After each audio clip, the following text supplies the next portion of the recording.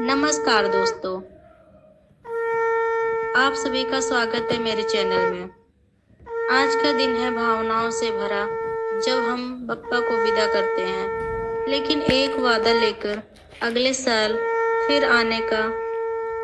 आइए इस पावन अवसर पर बप्पा को विदाई देते हुए उनके आशीर्वाद से अपने जीवन को सुख समृद्धि से भरें।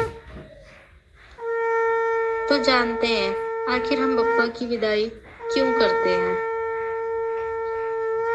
जब बप्पा हमारे घर आते हैं तो वातावरण भक्ति से भर जाता है, लेकिन हर साल एक पल ऐसा भी आता है जब हमें अपने प्यारे बप्पा को विदा करना पड़ता है। सवाल उठता है, हम जिन्हें इतने प्रेम से बुलाते हैं, उन्हें पानी में क्यों बहा देते हैं? आखिर क्यों? सिर्फ एक परंपरा है या इसके पीछे कोई गहरा रहस्य छिपा है? आइए आज एक प्राचीन कथा के माध्यम से हम जानते हैं गणेश विसर्जन का रहस्य। बहुत समय पहले कैलाश पर्वत पर माता पार्वती और भगवान शंकर विराजमान थे।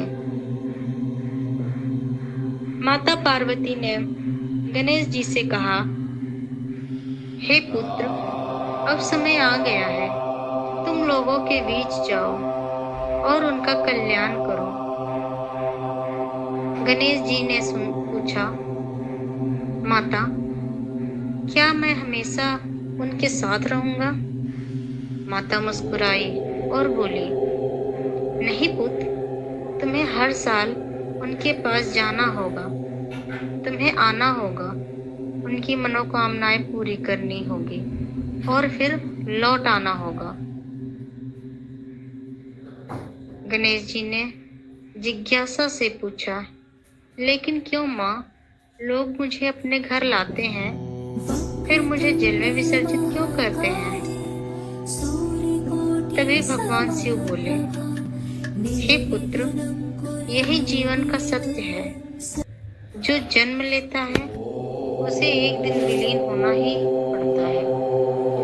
तुम्हारा विसर्जन यह संदेश देगा कि अहंकार और आसक्ति को भी एक दिन छोड़ना पड़ता है। विसर्जन से लोग यह सीखेंगे कि भगवान को विदा करना अंत नहीं है, बल्कि आस्था का एक नया प्रारंभ है।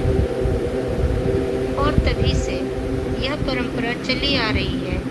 हर साल बप्पा आते हैं, भक्तों के घरों में सुख समृद्धि भरते हैं और विसर्जन के साथ यह संदेश देकर जाते हैं कि जीवन में सब कुछ क्षण भंगुर है, इसलिए अहंकार को मिट्टी की तरह बहा दो।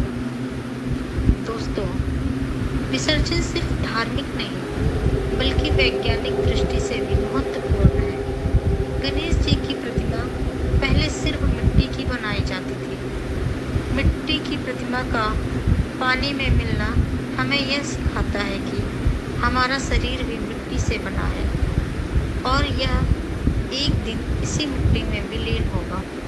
दूसरा कारण यह है कि जब ये प्रतिमाएं जल में मिलती हैं तो यह प्रकृति को नुकसान नहीं पहुंचाती, बल्कि मिट्टी पानी में मिलकर जल को शुद्ध करती है।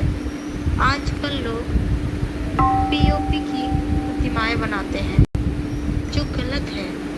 सही परंपरा है शुद्ध मिट्टी की प्रतिमा और प्राकृतिक रंग। तो अगली बार जब आप विसर्जन करें तो यह याद रखें, यह सिर्फ एक विदाई नहीं बल्कि अपना एक वचन है। हम अहंकार को बहाएंगे और भक्ति को अपनाएंगे, हृदय में स्थायी रखेंगे। बप्पा तो जा रहे हैं, लेकिन आशीर्वाद हमारे साथ छोड़कर। गणपति बप्पा मोरया, अगले साल तो जल्दी आ। अगर आपको ये वीडियो पसंद आया हो तो लाइक, शेयर और चैनल को सब्सक्राइब करना ना भूलें। जय गणेश देवा। गणपति बप्पा मोरिया।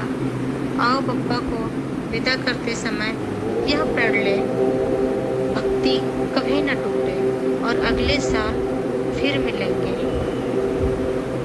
जय गणेश देवा। हर हर महादेव। धन्यवाद।